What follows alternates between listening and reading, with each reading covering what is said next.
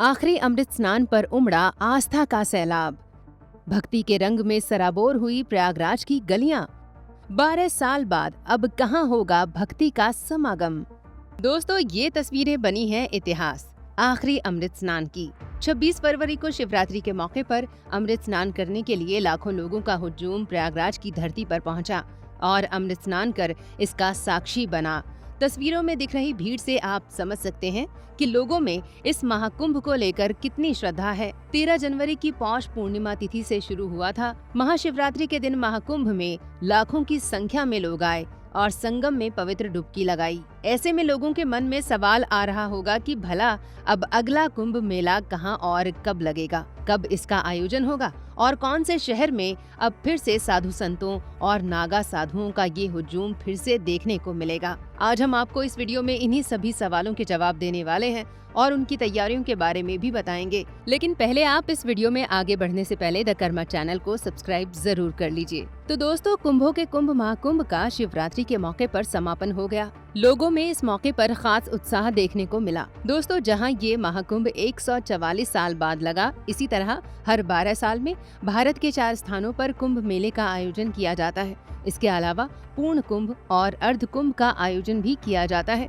ये सिर्फ धार्मिक आयोजन न होकर खगोलीय घटनाओं से जुड़ी एक चिर पुरातन परंपरा है, जिसमें ग्रहों की स्थिति का विशेष महत्व होता है और इसी आधार पर इसका आयोजन होता है। दोस्तों, प्रयागराज में 13 जनवरी से 26 फरवरी तक चलने वाला महाकुंभ 144 वर्ष बाद आया। सूर्य, चंद्रमा और गुरु ग्रहों की स्थिति के आधार पर कुंभ का आयोजन होता है और इसी आधार पर स्थान का निर्धारण भी होता है। कुंभ मेले का आयोजन 4 स्थानों प्रयागराज, हरिद्वार, नासिक और उज्जैन में होता है। इस आयोजन की 4 श्रेणियां हैं: कुंभ, अर्ध कुंभ, पूर्ण कुंभ और महाकुंभ। दोस्तों, हमने आपको ये तो बता दिया कि ग्रहों के आधार पर कुंभ मेले का आयोजन प्रयागराज, हरिद्वार, नासिक और उज्जैन में होता है।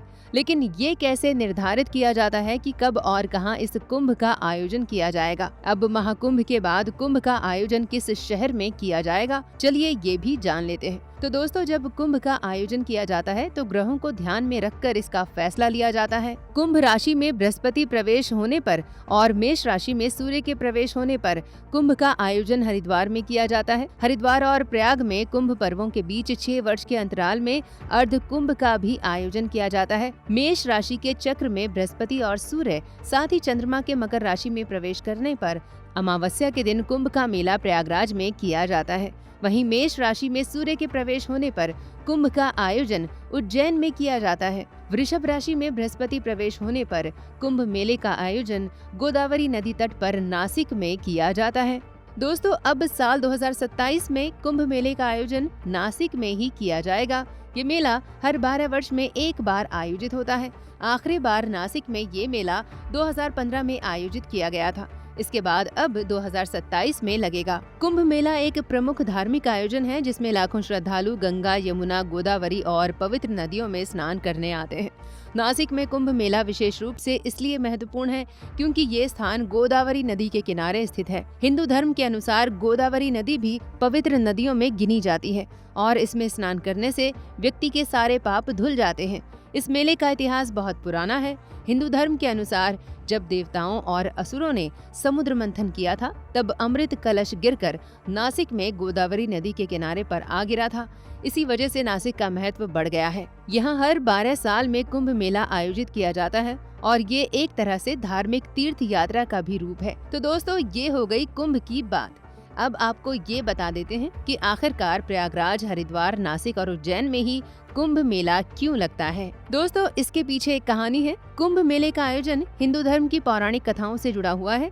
पौराणिक कथाओं के अनुसार जब देवता और असुरों ने समुद्र मंथन किया था, जिससे अमृत का कलश निकला, इस अमृत को असुरों से बचाने के लिए देवता भागे और भागते समय अमृत की कुछ बूंदें 4 स्थानों हरिद्वार, प्रयागराज, उज्जैन और नासिक में गिर गईं।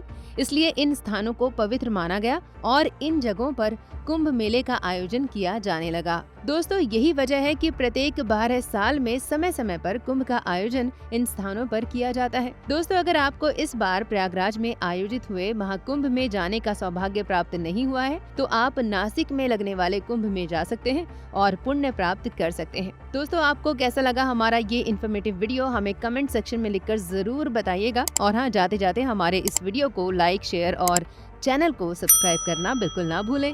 धन्यवाद आपका।